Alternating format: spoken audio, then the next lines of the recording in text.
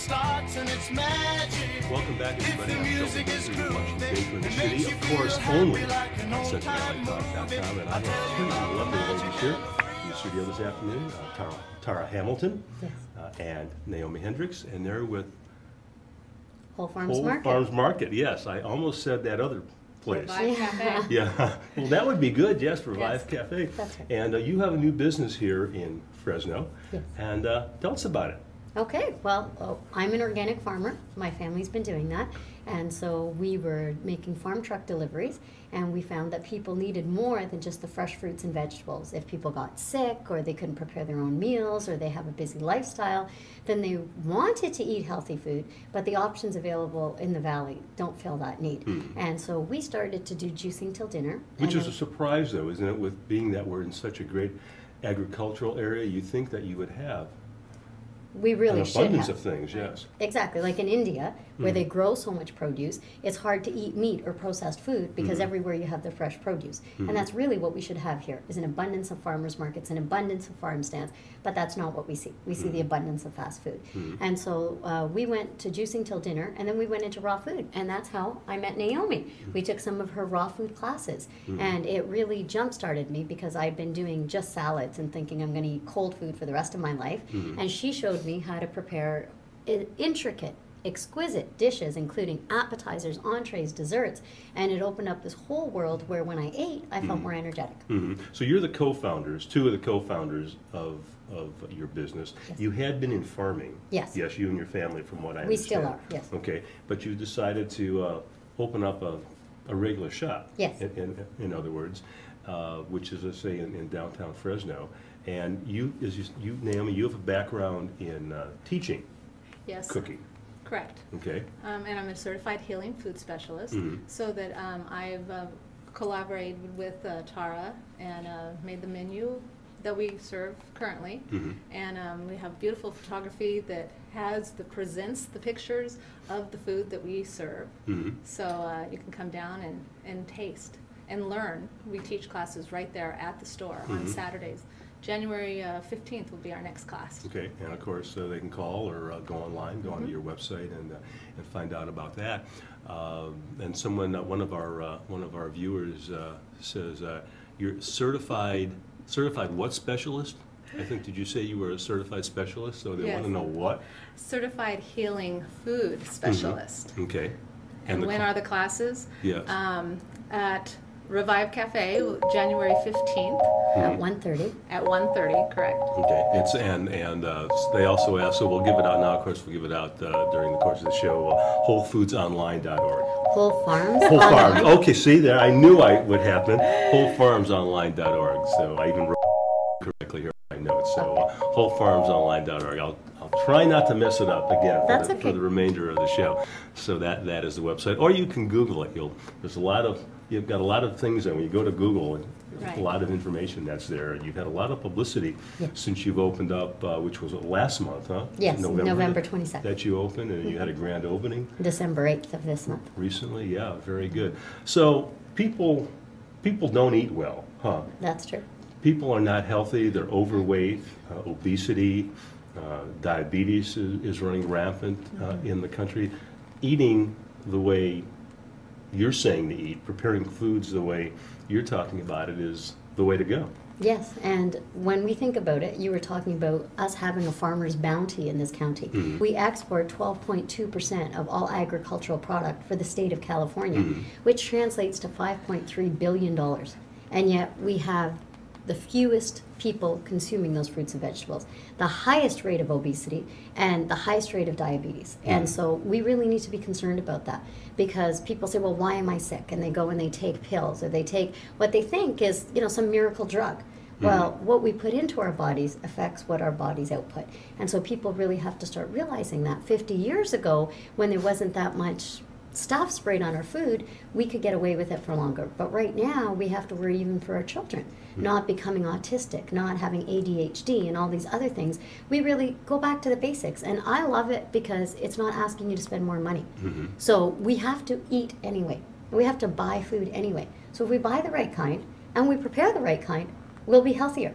That I'm not promoting vitamins and supplements and all these other things. I'm just promoting that what you're already spending your money on, spend it on the right thing, and you'll be healthier. Sure. Now, I've been to your location, your shop and cafe, and of course you've got a lot of fruits and vegetables there that you sell, but you also make a lot of juices and various other foods.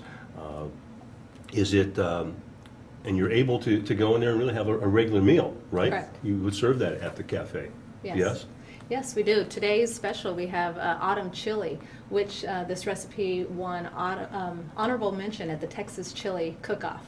It's excellent. It's made with walnuts and pine nuts and pumpkin seeds and spices and with some tomatoes, and it's a chunky, delicious, very hearty meal.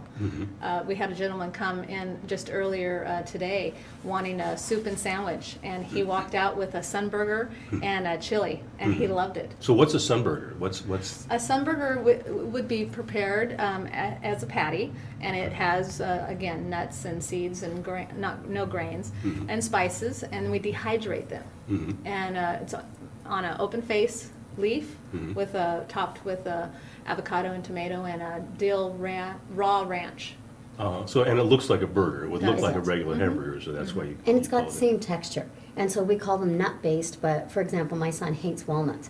So he sat down and was happily eating the chili because he didn't know there was any walnuts in it. So when you look at the chili, it looks like ground beef. It really does. You know, and it's got the tomatoes, and it's got, you think you're eating ground beef if somebody didn't tell you to the contrary. And the sunburger, I mean, it doesn't have the exact texture of ground beef. I like to think that it's got a better texture than ground beef does. But it's got sun-dried tomatoes in there, and it's got things to make it taste good. You know, you're not eating bird food. Now, I know a lot of your things, I think, have nuts in there. Yes. And I know nuts can be an issue with some people. A lot of people are allergic to nuts. There are also things you have, I'm assuming, without nuts. Correct. But a lot of the reason why people are allergic to nuts is because of what they've been processed with. We soak our nuts so that it awakens the enzymes so that it's bioavailable for the nutrition that we need in our body. Okay. And so although you are right, and what we do too is we make sure we don't carry any peanuts, because peanuts are the #1 allergy. Yes. And so even though we could get organic peanuts, we just don't have them in our store. And so all of our products are organic, they are pesticide free, and then we go one step further, like Naomi said, they're unpasteurized and then they're awakened. They're soaked to awaken those enzymes. And so although out of the 8 food allergies, 2 of them are nuts and shell nuts that contribute to 90% of people's allergies, we really find that that doesn't affect people, and we can tell you what nut is in it. So if you're allergic to a cashew, we can tell you which item has cashew. So every item doesn't have all the nuts in it. Okay, oh, good. Our guest today, we're talking about food, and if you're vegan, of course, this is the place to go here in Fresno or in the Valley, to Tara Hamilton and Naomi Hendrix from Whole Farms Market here in Fresno. I think we just had another question or two from a viewer. Sean, if you can bring that up, and it was, do you use soy in your food preparation? No, the only thing, we don't believe that our bodies were meant to consume soy and tofu in the way people are doing it. So for example, in our miso minestrone, we use a chickpea-based miso. And sorry? Yes, so there's no soy. And then we use a coconut, not soy product for our soy sauce. Okay. And we sell a tamari, which is a gluten-free soy sauce. But we don't use it in our dishes. And soak in what? We always soak our nuts in water. And what that does is just like when farming, if I put a seed in the ground and it never gets rain, it never starts to grow. And so when we soak our almonds, and because they're unpasteurized, you soak them in water, they start to awaken. And some things will sprout, like quinoa will. You know, but other things will just make those enzymes available. Okay, great. Thanks to our viewers, and there are a lot of questions out there. Coconut high in fats. Well, actually, coconut is the only food that will not convert to fat in your system. So there seems to be quite a bit of negative publicity around coconuts, but coconuts is a superfood. And if you were to consume 10 ounces of coconut product, and I'm not saying coconut oil necessarily, it's been shown to fight off HIV, influenza, all kinds of things. It's like a miracle food. And so coconut in itself, your body will never store it as fat. And when you're cooking, you should only ever cook with coconut oil or butter because it does not turn toxic at high heats, whereas olive oil and a number of these other oils do. Okay, I hope you've all learned something new as I have here. How about sugar? I know I'm always concerned about consuming foods, processed foods. I try to avoid processed foods as it is, but certainly anything with high fructose corn syrup or cane juice or anything else that's disguised as sugar. And I know